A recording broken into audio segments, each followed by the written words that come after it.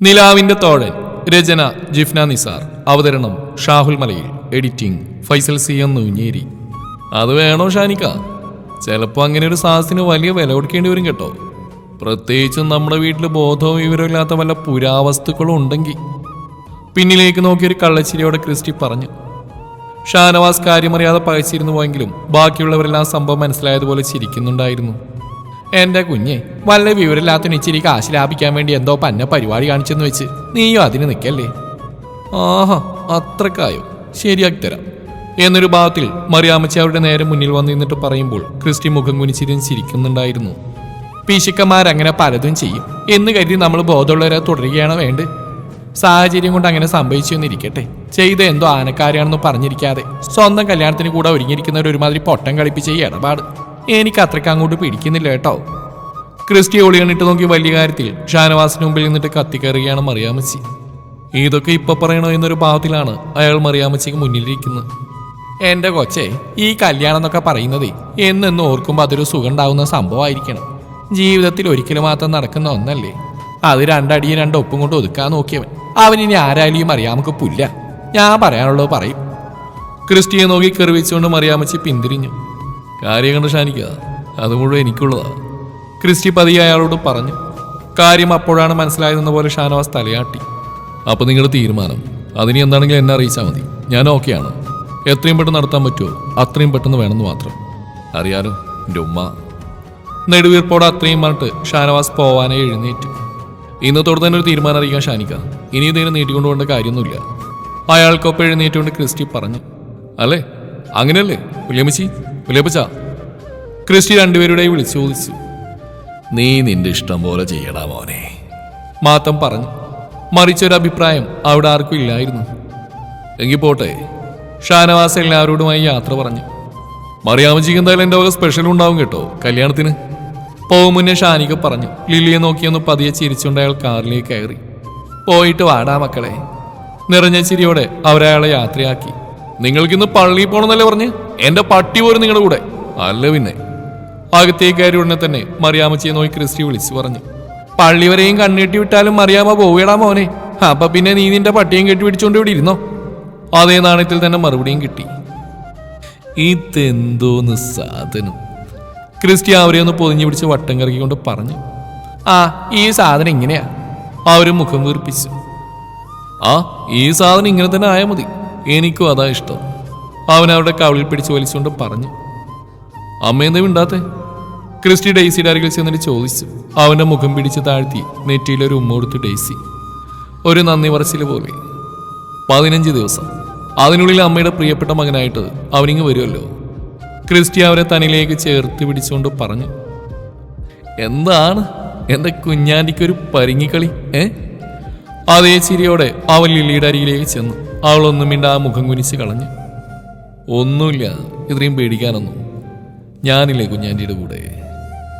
അവളുടെ ഹൃദയം ഇടിപ്പറിഞ്ഞ പോലെ ക്രിസ്റ്റി പറയുമ്പോൾ ട്രേസെ കണ്ണ് തുടക്കുന്നുണ്ടായിരുന്നു. ഓഫ്, ഇനി വന്നിട്ടാണ് ചേട്ടാ ഈ ബാക്കി കെട്ടിപ്പിടുത്തം. ഇപ്പൊ തന്നെ വൈകി, നമുക്ക് പോണ്ടേ? ഒടുവിൽ ദിലു ക്ഷമ കേട്ട പോലെ പറഞ്ഞു. പോലോ, എല്ലാവരും പോയി പെട്ടെന്ന് റെഡിയായി വന്ന ക്രിസ്റ്റി ലില്ലിയെ വിട്ടുകൊണ്ട് പറഞ്ഞു. ഞങ്ങളൊക്കെ റെഡിയായിട്ട് നിൽക്കയച്ചാ, ഇനി ഇച്ച മാത്രമേ റെഡിയാവാനുള്ളൂ. മീരവനെ നോക്കി. ആഹാ, മിടുക്കന്മാർ. ഞാൻ ദേ പോയി ദേ വന്നു. അതും പറഞ്ഞുകൊണ്ട് അവൻ സ്റ്റെപ്പ് കയറി. പാതി ദൂരം കയറി തിരിഞ്ഞു നോക്കിയപ്പോൾ പാത്തു വേഗം മുഖം വെട്ടിച്ച് മാറ്റുന്ന ക്രിസ്റ്റി വ്യക്തമായും കണ്ടിരുന്നു. ചുണ്ടുകൾ കടിച്ച് പിടിച്ചുകൊണ്ട് അവൻ മുറിയിലേക്ക് നടന്നു. ചേട്ടായി, ഇവിടെ മതി, ഇവിടെ നിർത്ത്. പള്ളിയുടെ മുന്നിലെ നീളം പടിക്കെട്ടിന് മുമ്പിലെത്തിയതും ദിലു പുറകിലെ സീറ്റിൽ നിന്ന് ഉറക്കെ വിളിച്ചു പറഞ്ഞോടെ ക്രിസ്റ്റിയുടെ കാലുകൾ ബ്രേക്കിലമർന്നു. എന്റെ പിള്ളേരെ വെറുതെ പടി കയറി കഷ്ടപ്പെടണം, വണ്ടി അങ്ങ് ചെല്ലുമല്ലോ. ട്രേസെ പിന്നിലേക്ക് നോക്കി പറഞ്ഞു. ഞങ്ങൾ പടിയേറി വന്നോളാം വല്യമ്മച്ചി, ഞങ്ങളിവിടെ ഇറക്കിയാൽ മതി.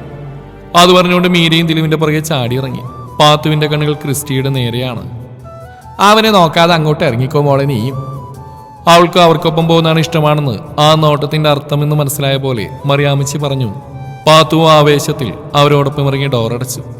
അത്രയും നടക്കാൻ വയ്യാത്തതുകൊണ്ട് അവർക്കൊപ്പം പുറകിൽ തന്നെ ഇരുന്ന ലില്ലി മാത്രം ഇറങ്ങിയില്ല. ഡെയ്സിയും ത്രേസിയും മറിയാമ്മച്ചി നടുക്കുള്ള സീറ്റിലും മാത്രം ക്രിസ്റ്റിക്കൊപ്പം മുന്നിലുമാണ് കയറിയത്. രാവിലെ പോയതുകൊണ്ട് താൻ ഇനി വരുന്നില്ലെന്ന് പറഞ്ഞ ഡെയ്സി പരമാവധി ഒഴിയാൻ നോക്കിയെങ്കിലും അവരെല്ലാം കൂടി വിടാതെ കൂടെ കൂട്ടുകയായിരുന്നു. ഓടി വീഴല്ലേ കേട്ടോ. വണ്ടി മുന്നോട്ടെടുക്കുന്നതിനിടെ മാത്രം തിരിഞ്ഞു നോക്കി പറഞ്ഞതും 3 പേരും കൂടി കൈവിരൽ ഉയർത്തി കാണിച്ചുകൊണ്ട് ഉത്സാഹത്തോടെ സ്റ്റെപ്പ് കയറി തുടങ്ങി. വിശാലമായ പള്ളിമുറ്റത്തിന്റെ ഒത്ത നടുവിലായി വലിയൊരു വാഗമരമുണ്ട്. അതിന്റെ തലപ്പ് മാത്രമേ പടികൾക്ക് താഴെ നിന്നാൽ കാണുമായിരുന്നുള്ളൂ. 10-30 അടിയോളം കയറി വേണം മുകളിലെത്താൻ. അത് തന്നെയായിരുന്നു ആ പള്ളിയുടെ ഏറ്റവും വലിയൊരു ഭംഗി. നടന്നു കയറാൻ വയ്യാത്തവർക്ക് വേണ്ടി എത്താനുള്ള സൗകര്യത്തിനായി പള്ളിയുടെ മുറ്റത്തേക്ക് എത്താനുള്ള റോഡുമുണ്ട്. ചിരിയോടെ കൈകോർത്ത് പിടിച്ചുകൊണ്ടോടി. വാഗപ്പൂക്കൾ ചുവന്ന പരവതാനി വിരിച്ച മുറ്റത്തേക്ക് എത്തുമ്പോൾ 3 പേരും കിതപ്പോടെ കുനിഞ്ഞു നിന്നുപോയി. അനുഭവിച്ചോ? മര്യാദക്ക് പറഞ്ഞപ്പോ കേൾക്കാഞ്ഞിട്ടല്ലേ? ക്രിസ്റ്റിയുടെ കൈ പിടിച്ചുകൊണ്ട് വണ്ടിയിൽ നിന്നിറങ്ങുന്നതിനിടെ മറിയാമ്മച്ചി പറഞ്ഞു കേട്ടതും 3 പേരും നിവർന്നു നിന്നിട്ട് ചുറ്റും നോക്കി. പറഞ്ഞറിയിക്കാൻ കഴിയാത്തൊരു ശാന്തതയുണ്ട് അവിടെ നിന്ന് അവർക്ക് തോന്നി. തഴുകി തലോടി തണുപ്പിക്കുന്ന കാറ്റും നിറയെ പൂക്കൾ നിറഞ്ഞു നിൽക്കുന്ന മുറ്റവും ഏതോ പ്രിയപ്പെട്ടയിടത്ത് ചെന്നെത്തിയ പോലൊരു സന്തോഷം നിറയുന്നുണ്ടായിരുന്നു അവരിലെല്ലാം. അകത്തേക്ക് കയറാൻ അറച്ചു നിന്ന പാത്തുവിൻ്റെയും മീരയുടെയും കയ്യിൽ പിടിച്ചുകൊണ്ടാണ് ക്രിസ്റ്റി കയറിപ്പോയത്. വൈകുന്നേരത്തിന്റെ ശാന്തതയിൽ കാരുണ്യം നിറഞ്ഞ തിരുരൂപത്തിനു മുമ്പിൽ നിൽക്കുമ്പോൾ അവരിൽ എല്ലാവരുടെ മനസ്സിലും വല്ലാത്തൊരനുഭൂതി നിറയുന്നുണ്ടായിരുന്നു. ഭാരമില്ലാത്ത അപ്പൂപ്പൻ താടി പോലെ. കുന്നേൽ ഫിലിപ്പ് മാത്യു എന്നെഴുതിയ കല്ലറക്കുമ്പിലെ കയ്യിലുള്ള റോസാപ്പൂക്കൾ വെച്ചുകൊണ്ട് അന്ന് ആദ്യമായി ക്രിസ്റ്റി തല ഉയർത്തി നിന്നു. ഹൃദയം നിറഞ്ഞൊരു ഫീല്. അപ്പൻ തന്നെ ഏൽപ്പിച്ചു പോയതെന്തോ ചെയ്തു തീർത്തൊരു നിർവൃതി. തണുത്തൊരു കാറ്റുണ്ട് അവനെ പൊതിഞ്ഞുകൊണ്ട് ചുറ്റും. അതവൻ്റെ അപ്പൻ്റെ തലോടൽ പോലെ മൃദുവായിരുന്നു. കണ്ണുകൾ ഇറുക്കി അടച്ചു നിൽക്കുമ്പോൾ അപ്പൻ തന്നെ ചേർത്ത് നിർത്തി പുൽകുന്നുണ്ടെന്നൊരു തോന്നൽ അവനിൽ ശക്തമായിരുന്നു. ഒരുപാട് സന്തോഷമുണ്ടായിട്ടും ആ നിമിഷം അവൻ്റെ ഉള്ളിലൂടെ അലറി കുത്തിയൊഴുകി മറിയുന്നത് സങ്കടമാണെന്നായിരുന്നു ഏറ്റവും വിചിത്രം. എന്തൊക്കെ കിട്ടിയാലും എത്രയൊക്കെ സന്തോഷമുണ്ടായാലും ചില ഓർമ്മകൾക്ക് കണ്ണു നിറക്കാനാണ് കൂടുതൽ ഇഷ്ടം. പിടച്ചിലോടെ നമ്മളിൽ അലിഞ്ഞു ചേരാനാവും കൂടുതൽ ധൃതി. ഏറെ മൗനമാണെങ്കിലും ഉള്ളതുകൊണ്ട് ക്രിസ്റ്റി അപ്പനോട് വാചാലമായിരുന്നു. എപ്പോഴത്തെയും പോലെ ഏറെ കൗതുകത്തോടെ അവന് പറയാനുള്ളതെല്ലാം കേട്ടിരിക്കുന്ന ഫിലിപ്പിനെ ഓർമ്മകളിൽ എന്ന പോലെ അവനും കാണുന്നുണ്ടായിരുന്നു. നിറഞ്ഞ ചിരിയോടെ അപ്പൻ തന്നെ അഭിനന്ദനങ്ങൾ അറിയിക്കുന്നുണ്ടെന്ന് തോന്നി. പിന്നിലൂടെ 2 കൈകൾ കെട്ടിപ്പിടിച്ച് നിന്നപ്പോഴാണ് ക്രിസ്റ്റി കണ്ണു തുറന്നത്. അപ്പോഴവൻ്റെ ചുണ്ടുകളിൽ നനത്തൊരു മന്ദഹാസമുണ്ടായിരുന്നു. എൻ്റേതാണപ്പാ, എൻ്റെ സ്വന്തം. പാത്തുവിൻ്റെ കയ്യിൽ പിടിച്ച് നെഞ്ചിലേക്ക് ചേർത്തുകൊണ്ടവൻ ചിരിയോടെ പറഞ്ഞു. തന്നെയാണ്, അവൻ്റെ സ്വന്തമാണെന്ന് പറഞ്ഞുകൊണ്ട് അപ്പന് പരിചയപ്പെടുത്തുന്നത് മനസ്സിലായതും പാത്തുവിൻ്റെയും കണ്ണ് കലങ്ങിയിരുന്നു. അത്രമേൽ ഇഷ്ടത്തോടെ അവന് സ്വന്തമെന്ന് പറയാൻ അവളല്ലാതെ വേറെ ആരാണ്? പാത്തുവും കണ്ണടച്ചുകൊണ്ട് കൈകൾ കൂപ്പി. പ്രിയപ്പെട്ടവൻ്റെ അച്ഛൻ മാത്രമല്ലല്ലോ അദ്ദേഹം അവൾക്ക്. അവളുടെ ഉപ്പാൻ്റെ ഹൃദയമിടിപ്പ് പോലെ കൊണ്ടുനടന്ന കൂട്ടുകാരൻ കൂടിയാണ്. മനസ്സറിഞ്ഞുകൊണ്ട് തന്നെയാണ് 2 പേരും പ്രാർത്ഥനയോടെ തിരിഞ്ഞടന്ന്. മറിയാമ്മച്ചി ഇനി വന്നില്ലേ? ക്രിസ്റ്റി അവളെ ചേർത്ത് പിടിച്ച് നടക്കുന്നതിനിടെ പാത്തുവിനോട് ചോദിച്ചു. ഇല്ല, 2 വട്ടം വിളിച്ചപ്പോഴും തീർന്നില്ലെന്ന് പറഞ്ഞ് വഴക്ക് പറഞ്ഞു.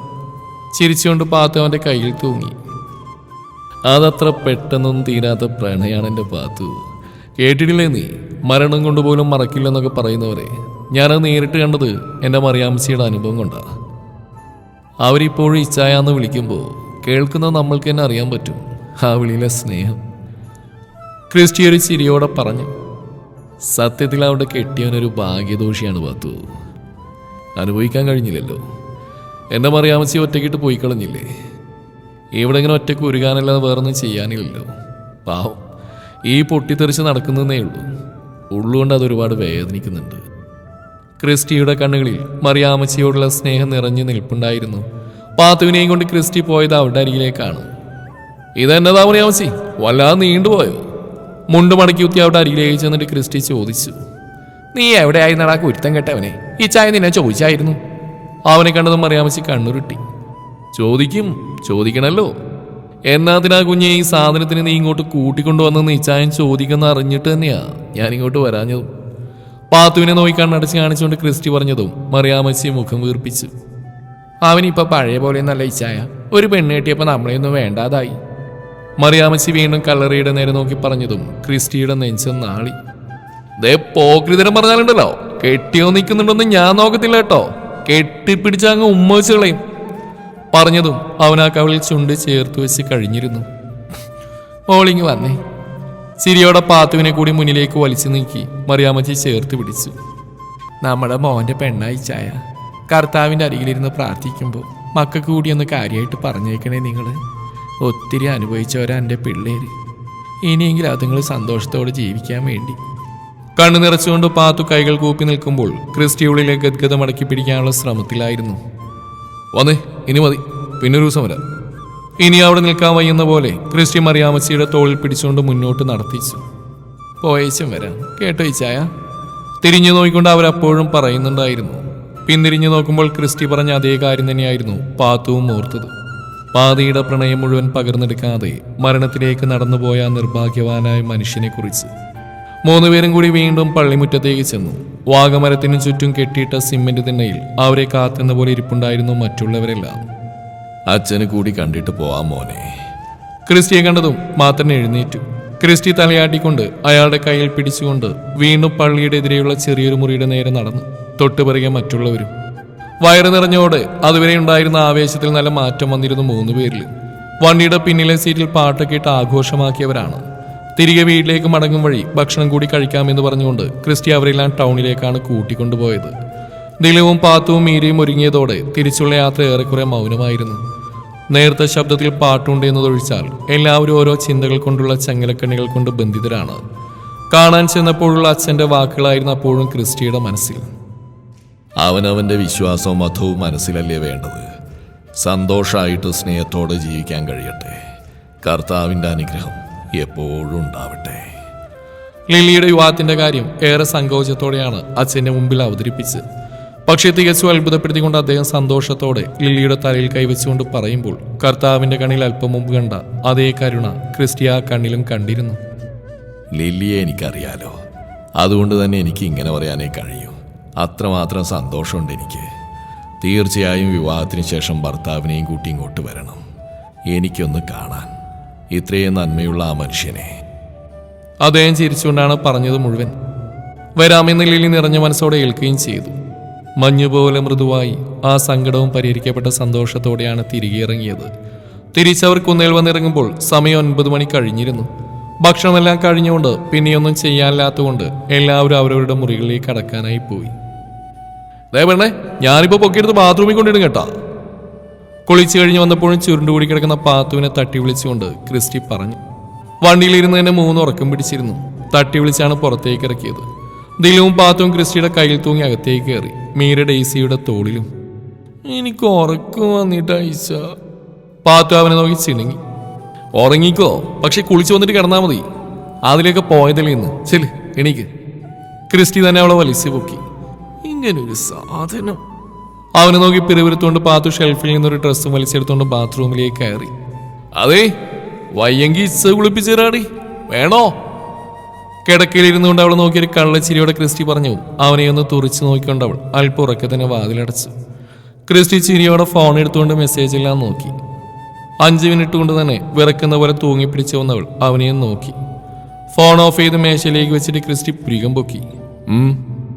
ഇപ്പൊ എന്റെ ഉറക്കം പോയില്ലേ? പാത്തു അവനെ നോക്കി പറഞ്ഞു. വെരി ഗുഡ്, അതന്നെ എനിക്ക് വേണ്ടത്. ക്രിസ്റ്റി ഒരു കള്ളച്ചിരിയോടെ പറഞ്ഞു. അത് ശരി, അപ്പൊ കരുതി കൂട്ടിയാണല്ലേ? പാത്തു നടുവിന് കൈകുത്തി എന്നിട്ട് അവനെ നോക്കി. പിന്നില്ലാണ്ട് ഇച്ചിരി മനസ്സാക്ഷി ഉണ്ടൂടി നിനക്ക്? അവൻ നേരെ ഇരുന്നുകൊണ്ട് അവളെ നോക്കി. അതിന് മാത്രം താൻ എന്ത് ചെയ്തു എന്നറിയാതെ പാത്തു മുഖം ചുളിച്ചു. മിനിഞ്ഞാന്ന് കല്യാണം കഴിഞ്ഞ് എന്നെപ്പോലൊരു ചെക്കൻ്റെ ഉറക്കം മൊത്തം കളഞ്ഞിട്ട് ഒറ്റയ്ക്ക് കിടന്നുറങ്ങാൻ നിനക്ക് മനസ്സാക്ഷി ഉണ്ടോടി? മനസ്സാക്ഷി.